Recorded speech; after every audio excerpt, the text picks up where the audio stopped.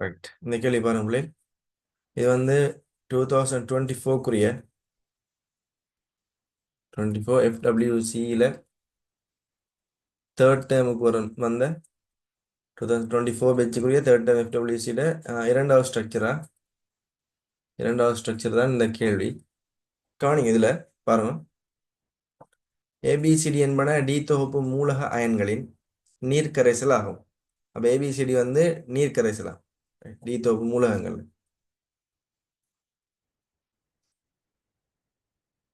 இதில் பாருங்க, இவை அமோனியா ஏக்கோசுடன் செரி எச்சியலுடன் தாக்கமடைந்து உருவாக்கும் விளைவுகள் கீழே தரப்பட்டுள்ளது. இப்படி காட்டி இது வந்து வீழ்வடிவின் குறியீடா. ரைட். முதல்ல பாருங்க, சேர்வை ஏபிசிடி வந்து அமோனியா ஏக்கோஸ் சேர்த்தமெண்டா வீழ்வடிவு வருதான். அப்போ ஃபர்ஸ்ட்டுக்கு டீத்தோப்பு மூலகங்களில் கற்றையன்களுக்கு அமோனியா ஏக்கோஸ் சேர்த்தா உடனே அதில் ஹைட்ரோக்சைடு வீழ்வடிவுகள் கிடைக்கும். அந்த ஹைட்ரோக்சைடு வீழ்வடிவுகளுக்குரிய நிறங்கள் தந்துக்கிறாங்க கீழே. அதே மாதிரி மிகை அமோனியா சேர்த்தமெண்டா அந்த ஹைட்ரோக்சைடு வீழ்வடிவுகள் கரைந்து என்ன செய்யும்டா அமோனியா சிக்கலை தோற்றுவிக்கக்கூடியார்கள் அமோனியா சிக்கலை தோற்றுவிப்பாங்க. அப்போ அமோனியா சேர்க்க வீழ்படி உருவாகுது. மிகை அமோனியா சேர்த்தோம்னா அந்த வீழ்படிவு கரைந்து ஒரு நிறமுள்ள அல்லது நிறமற்ற கரைசலாக மாறுது. சரியான அடுத்தது சரி எச்சியல் சேர்த்தோன்னே நமக்கு கரைசல் வருது, வீழ்படி வருது. அப்போ சரி எச்சியல் சேர்த்தோம்டா இந்த உலோக கட்டாயங்கள் என்ன செய்யும், டீத்தொகுப்பு உலோக கட்டாயங்கள் அதில் குளோரைட்டு சிக்கலாயன்களை தோற்றுவிக்கும். முதலாவது நமக்கு வரக்கூடிய ஹைட்ரோக்சைடு வீழ்படிவுகளை பார்ப்போம். சரிதானே? அப்போ CrOH thrice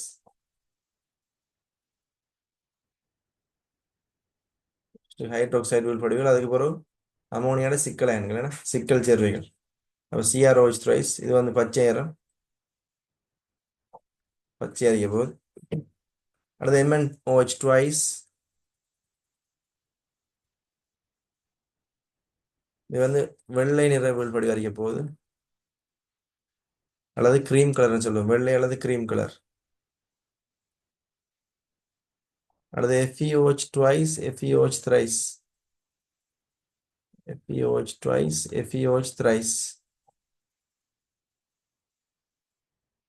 இது வந்து பச்சை நிறமான வீழ்படிவு. இது வந்து சிவப்பு கபிலம் அல்லது செங்கபிலம். அடுத்தது கோபால்ட் ஹைட்ரோக்சைடு வந்து ஒரு மென் சிவப்பு வீழ்படிவா இருக்கும்.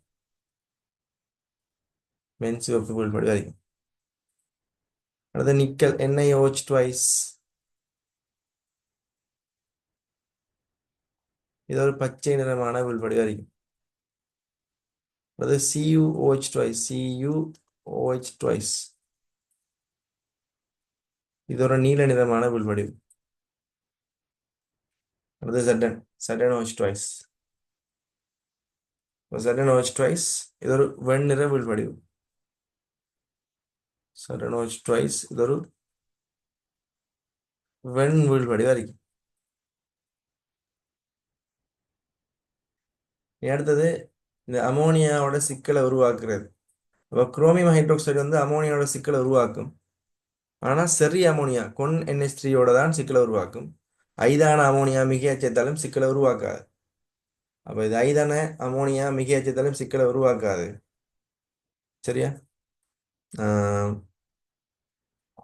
கொன் NH3 சேர்த்து தான் சிக்கலை உருவாக்கும். நமக்கு இங்கே தரப்பட்டது வந்து மிகையான அமோனியா ஏக்வஸ், செறிந்த அமோனியான்னு தரப்படல, மிகையான அமோனியா ஏக்வஸ் தான். அப்போ இங்கே குரோமியத்துக்கு அந்த அமோனியா சிக்கல் தோன்றதுக்கு சான்ஸ் இல்லை. மேலும் பிரச்சனை இல்லை, அந்த வரக்கூடிய அமோனியா சிக்கலை மட்டும் நான் எழுதுறேன். சரியா? அப்போ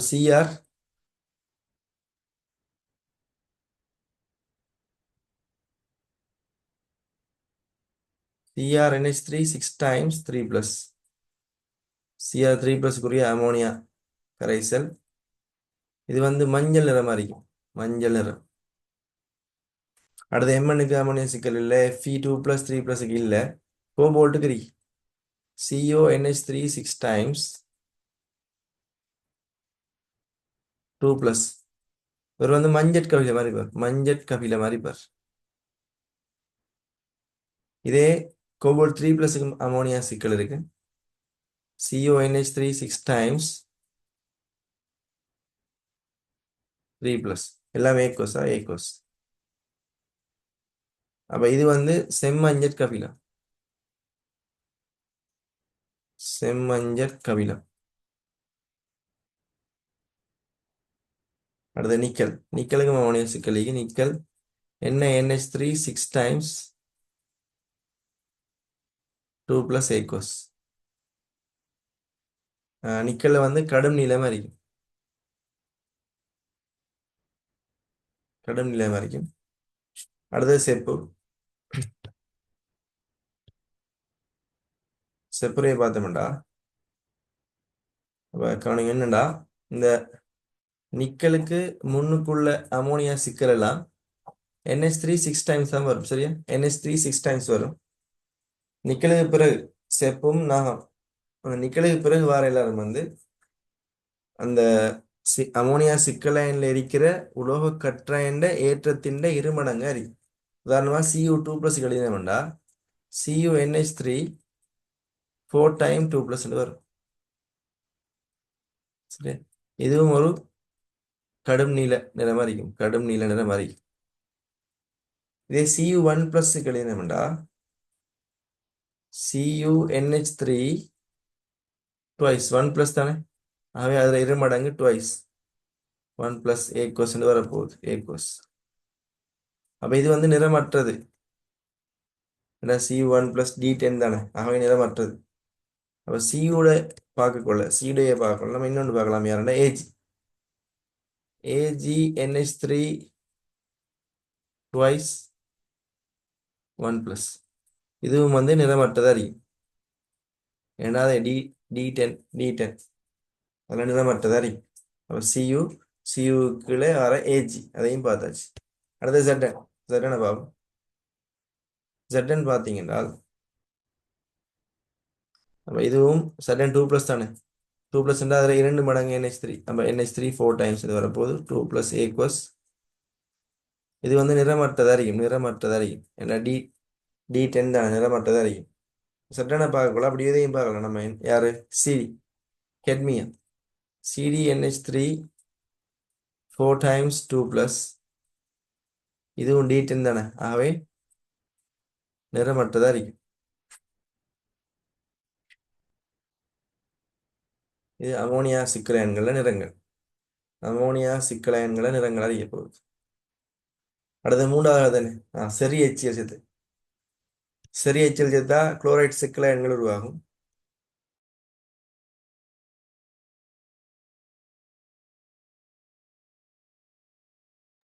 அப்ப குளோரைட் சிக்கலையன்களை கவனிங்க. உருவாக போற குளோரைட் சிக்கலையன்கள் நமக்கு Cr குரோமியத்துக்கு CrCl4 1 மைனஸ் உருவாகலாம். Cr3 பிளஸுக்கு. அல்லது இதுக்கு நம்ம CrCl6 3 மைனஸ் போடலாம். இது வந்து மஞ்சள் நிற மாதிரி. சாரி, இது வந்து மஞ்சள் இல்லை, நீல ஊதானே.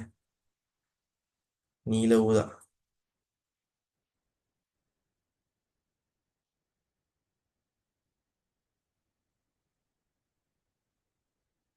நீல ஊதா வரைக்கும் இதான் மஞ்சள். அடுத்தது குரோமியம். அடுத்து Mn என்ன MnCl4 2 மைனஸ். இது வந்து மஞ்சள். அடுத்து இரும்பு Fe2 plus. FeCl4 Fe2 plus தானே. இங்கே 2 மைனஸ் வரப்போகுது. இதுவும் மஞ்சள் அரைக்கும். மஞ்சள்.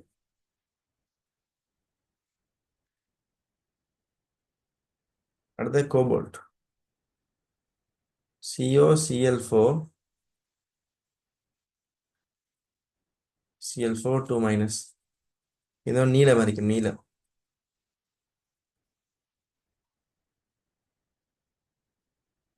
அடுத்து நிக்கல் NiCl4 2 மைனஸ். இது வந்து மஞ்சள் நிறம் வரைக்கும். அது செப்பு CuCl4 2 மைனஸ். இதுவும் மஞ்சள் நிறம் வரைக்கும். மஞ்சள் நிறம் வரைக்கும். அடுத்து நாகம். Sudden CL4 2 minus. இது நிறமற்றதா இருக்கு, நிறமற்றதா இருக்கு. நாகத்தின் குளோரைட் நிறமற்றதா இருக்கு. D10 தானே, D10. ஆகவே நிறமற்றதா இருக்கு. சரியா? இப்போ கவனிங்க. ஆகவே இந்த தரவெல்லாம் வச்சுக்கொண்டு நம்ம மேலே தரப்பட்ட அட்டவணையை கண்டுபிடிக்கலாம். அப்போ கவனிங்க, நமக்கு ஏ வந்து ஹைட்ரோக்சைடு வீழ்படிவு நீளம். ஹைட்ரோக்சைடு வீழ்படிவு நீளமா?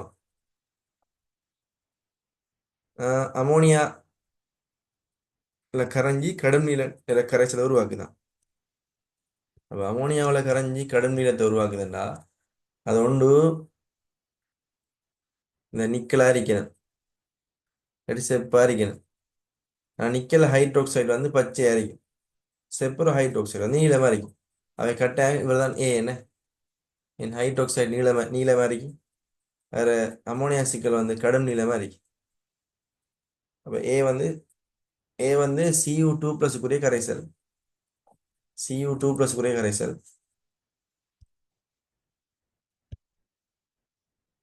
Cu2+ கரைசல்.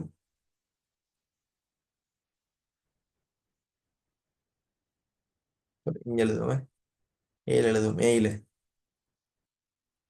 Cu2+ கரைசல். P1 என்னது CuOH twice. P2 என்னது செப்புற அமோனியா, CuNH3 4 times 2+. P3 என்னது செப்புற குளோரைட் சிக்கல், அதாவது CuCl4 2 மைனஸ். அவ்வளோதான். அடுத்தது ஹைட்ரோக்சைடு வீழ்படிவு பச்சையாம், மிகை அமோனியா சேர்த்தா நீலம் வருதாம்.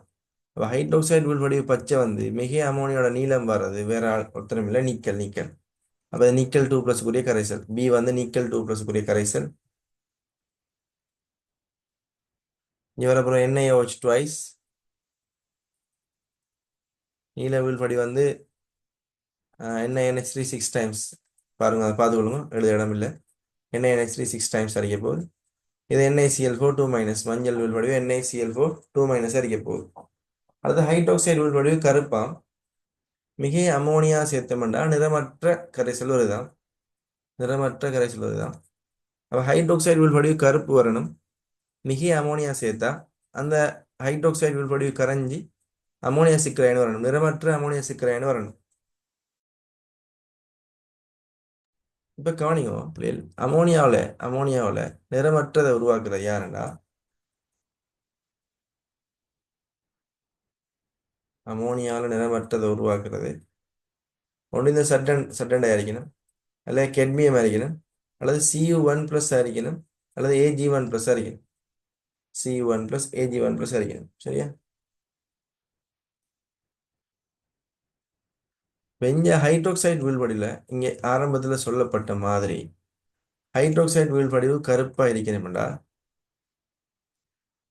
அதோட சரி HCl சேர்க்கிறோம், வரப்போற குளோரைட்டு ஒரு வெண் வீழ்படிவா இருக்கும். வரப்போற குளோரைட் ஒரு வெண் வீழ்படிவா இருக்கணும்.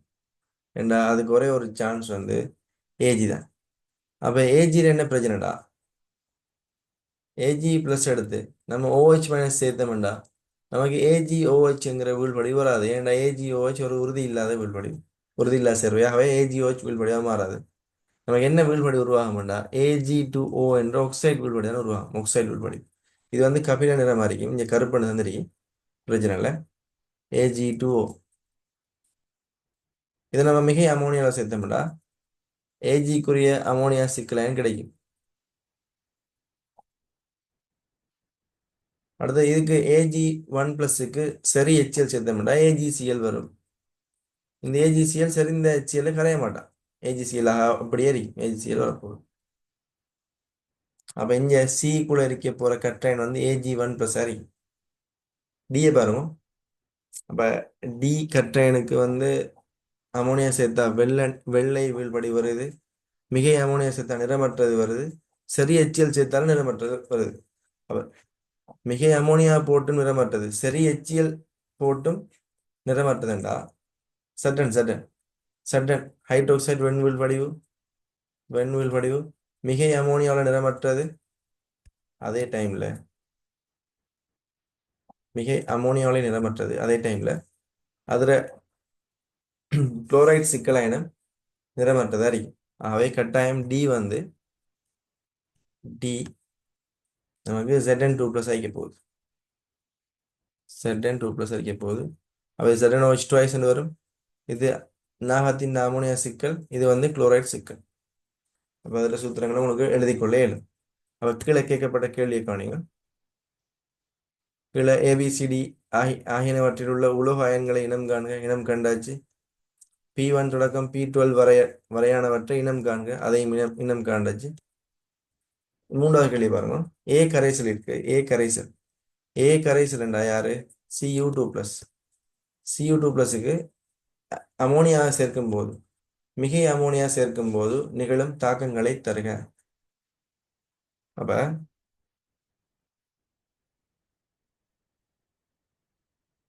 Cu2 பிளஸுக்கு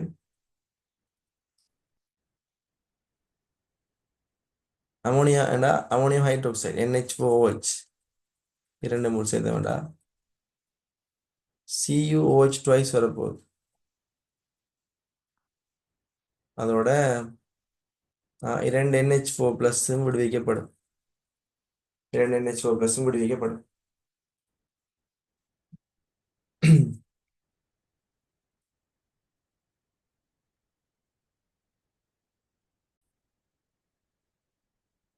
அல்லது இப்படி எழுதலாம் நம்ம என்ன? Cu2 பிளஸ் சக NH3 NH4OH பதிலாக NH3 பாவிக்கலாம். NH3 சக NH3 போட்டா H2O கட்டாயம் போடணும். CuOH twice வரப்போகுது. அப்போ CuOH twice எப்படின்னா இப்படி தான். இப்போ ரெண்டு OH மைனஸ் தேவை. அந்த ரெண்டு OH மைனஸ் நீர்லேருந்து வருது. அப்போ இரண்டு நீர் தேவை. இரண்டு OH மைனஸ் போனால் இரண்டு H ப்ளஸ் மிஞ்சும். அந்த இரண்டு H ப்ளஸும் இரண்டு அமோனியோட தாக்கம் அடைஞ்சி நம்ம இரண்டு NH4 ப்ளஸ் உருவாக்க போகுது. சரி, அப்போ இதான அந்த தாக்கம் இருக்க போகுது. இப்போ அடுத்தது நான் பார்க்க போற தாக்கம் என்னண்டா, உங்கள்ட்ட கேட்டது முதலாவது ஏ கரைசலிற்கு அமோனியா சேர்க்கும் போது தாக்கம். அதுக்கு தான் இந்த ரெண்டு உதாரணம் தந்திருக்கேன்.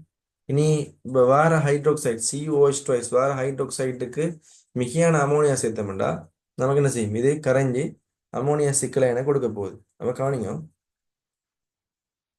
அப்போ CuOH twice 4 NH3 சேர்த்தோம்டா 4 NH3 சேர்த்தோம்டா CuNH3 4 times 2 plus வரப்போகுது. அந்த 2 ப்ளஸோட இந்த ரெண்டு OH மைனஸ் சேர்த்தோம்டா அப்போ 2 ப்ளஸ் வரப்போகுது. அங்கே OH மைனஸ் இருக்கி ரெண்டையும் சேர்த்து எழுதினோம்டா CuNH3 4 times OH twice வரும். OH twice வரப்போகுது.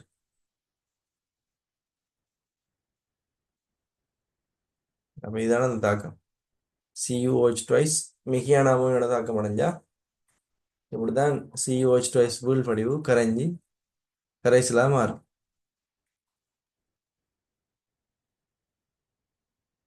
இங்கே அவதானம் என்ன? நீல நிற வீழ் படிவு கரைந்து கடும் நீல கரைசல் தோன்றும். கடும் நீல கரைசல் தோன்றும். அடுத்த கவனிங்க P9க்கு. P9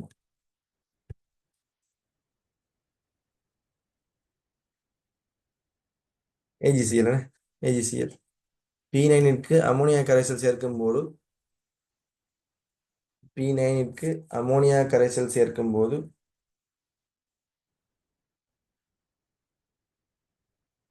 பெறப்படும் அவதானிப்பை தருக. நமக்கு தெரியும் Ag ஏலைட்டுக்கள் AgF வந்து நீர்லேயே கரையும். AgCl வந்து ஐதான அமோனியாவில் கரையும்.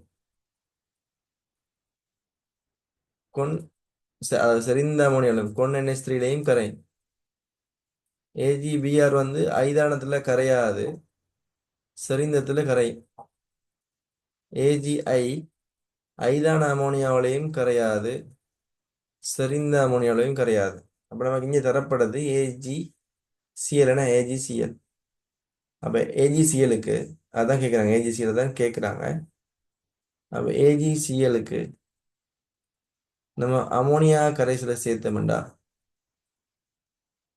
இந்த ஏஜிசிஎல் கரைந்து ஏஜிக்குரிய அமோனியா சிக்கலைன தோற்றுவிக்கும். AgNH3 ட்வைஸ் 1+ வரும். அந்த 1+ஓட இங்க இருக்கிற Cl மைனஸ் போட்டோம்னா Cl வரும். ரைட். அப்ப 2 அமோனியா விஷயம் முடிச்சு. அடுத்தது முதலாவது கேள்வி வந்து அவதானிப்பு விளக்கு கட்டிக்கிறேன். அப்ப இரண்டாவது கேள்வி தான் தாக்கம். அப்ப இரண்டாவது கேள்வி தாக்கம். முதலாவது அவதானிப்பு என்னண்டா AgCl வெண் வீழ்படிவு கரைந்து நிறமற்ற கரைசலை உருவாக்கும். AgCl வெண் வீழ்படிவு கரைந்து நிறமற்ற கரைசலை உருவாக்கும். அதான் அவதானம். அப்ப ரெண்டாவது தாக்கம் கட்டிக்க தாக்கத்தை அளிக்கணும். ரெண்டாவதுல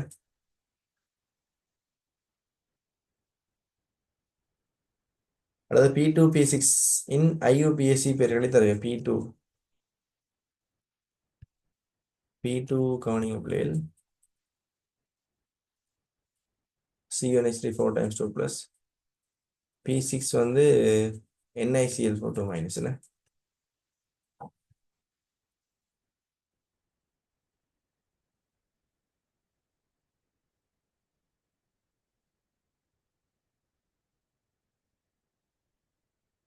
அப்ப இது டெட்ராமைன்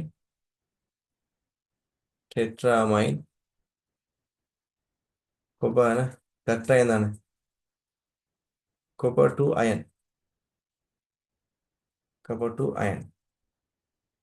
அடுத்து வந்து நிக்கல் என்ன NiCl4 2 - NiCl4 2 - கேட்குறாங்க. NiCl4 2 - அப்போ NiCl4 2 - பார்த்தோம்னா டெட்ரா இது மைனஸ் தானே, Cl- குளோரிடோ நிக்கல் 2 + இது ஒரு அண்ணன் என்ன அண்ணன் மைனஸ் சிக்கலா என்ன, ஆகவே நிக்கலேட் வரும்போது நிக்கலேட் சிக்கல் அண்ணன் என்ன சிக்கல் அண்ணன் நிக்கலேட் 2+ தானே 2 அயன் ஒரு இடைவெளி அயன். இதோட இந்த A பார்ட் முடியுது. அடுத்து B பார்ட்டை கவனிங்க. B பார்ட்டை உலோகம் M ஆனது M2O3 எனும் ஒக்சைட்டு கலவையை உருவாக்கும். உதாரணம் எப்படின்னா உதாரணத்தை பாருங்க. இப்ப நம்ம தெரியும் Feக்கு FeO இருக்கு, Fe2O3 இருக்கு. அவ ரெண்டையும் கூட்டின வரப்போறதான் Fe3O4. சரியா? இதே மாதிரி ஒரு உலோகத்தின் 2 ஆக்சைடுகளை கூட்டி வர கலவை தான் M2O3 அறிக்க போகுது. அப்ப M2O3 ஆனது HCl தாக்கமடையும் போது Cl2 வாயுவையும் MCl2 வீழ்படியும் கொடுக்குது. அப்ப அந்த ஆக்சைடோட HCl தாக்கம் அடைஞ்சு அந்த HCl இருக்கிற Cl- Cl2 ஒட்சியேற்றம் அடையுதான். அதே டைம்ல இந்த MCl2 2+க்குரிய குளோரைட் வீழ்படிவு வருதான். அந்த குளோரைட் வீழ்படிவு சூடாக்கும் போது கரைதான், ஆனால் குளிர விடும் போது மீண்டும் படியும்.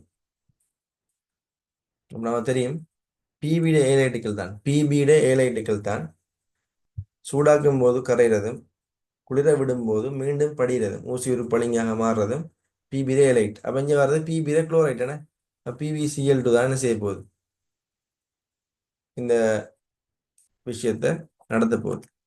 அப்ப கவனிங்க. அப்ப இங்க சொல்லப்பட்ட உலோகம் M என்றது Pb, M2O3 அந்த PB 2 ஆக்சைடுகள். சரியா? அப்ப M வந்து PB ஆகிய போகுது, M2O3 வந்து PbOவும் PbO2 சேர்ந்துதான் M2O3 ஆகி போகுது. PbOவையும் PbO2வையும் கொண்டு Pb2O3 வரப்போகுது. சரியா? இதுல HCl நமக்கு HCl இருக்கிற Cl - Cl2 ஒட்சியேற்றம் அடைய வைக்கிற யாருன்னா PbO2 PbO2 PbO+4 ஆக்சைடு இதுதானே, அந்த பிபிஓ2 தான் HCl இருக்கிற சிஎல் மைனஸ் சிஎல்2 ஆக்சிஜன் அடைச்சு. இப்போ MCl2னா PbCl2 வீழ்படிவு, PbCl2 வீழ்படிவு.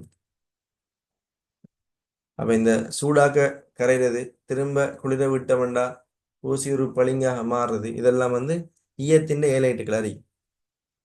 இப்போ குளோரைட்னா ஈயத்தின் குளோரைட் அறியும். அவ்வளவு. அடுத்தது Cl2 வாயு உருவாவதற்கான தாக்கத்தை தருகிறது. Cl2 வாயு எப்படி வரப்போகுதுன்னா, இங்க வரப்போற PbO2 HClோட தாக்கம் அடைஞ்சு நமக்கு Cl மைனஸ் Cl2 ஆக்சிஜன் அடைய செய்ய போகுது. Cl மைனஸ் Cl2 ஆக்சிஜன் அடைய செய்ய போகுது. தான் என்ன செய்யப்படுறான்டா, இவர் Pb+4 இருந்து தான் Pb2+ தாழ்த்தப்படும். Pb2+ தாழ்த்தப்பட்டு இந்த Cl மைனஸோட PbCl2 ஆக வீழ்வடிவாக மாறப்போகுது. இனி இனி வரண்டா மிச்சம் வரலாம், நீர் நீர் வரலாம், H2 வரலாம். ரைட் பாபு. அப்போ கவனிக்கணும், Pb+4 இருந்து Pb+2க்கு வருது, Cl-1 இருந்து 0க்கு வருது. ஆக 2 Cl 2 HCl போடுவோம் முதலாவது. இப்போ 2 Cl-0க்கு போகிறோம்னா 2 இலத்திரன் இழக்கும். அப்போ இழந்தது 2 இலத்திரன். Pb+4 இருந்து +2க்கு வருது. ஆகவே 2 இலத்திரனை ஏற்றுகிறார். அப்போ இழந்த ஏற்ற இலத்திரன் எண்ணிக்கை 7 அறியும். ஆகவே நம்ம PbCl2 அடுத்த நீர் ஹைட்ரஜன் போடணும், நீர் போடணும். அப்போ நீர் போடும்போது கவனிங்க என்ன பிரச்சனைடா, இப்போ 2 Cl சரி, இப்போ Cl- ஆயிருந்து Cl2 போனது 2 Cl, இன்னும் 2 Cl எக்ஸ்ட்ரா வந்துருக்கு. இது வந்து அமில ஊடகமாக தொழிற்பட்ட Cl, எக்ஸ்ட்ராவா Cl-2 வந்துருக்கு. ஆகவே அதை நம்ம இந்த HClோட போட்டு கூட்டி 4 HCl போடணும். அப்போ 4 HCl போட்டோம், ஹைட்ரஜன் எண்ணிக்கை 4. ஆகவே 2 H2O வரி. அவை தாக்கம் சமன் அடிக்கும். PbO2 2O 2 H2O வந்துடும். தாக்கம் சமப்படுத்தப்பட்டிருக்கும்.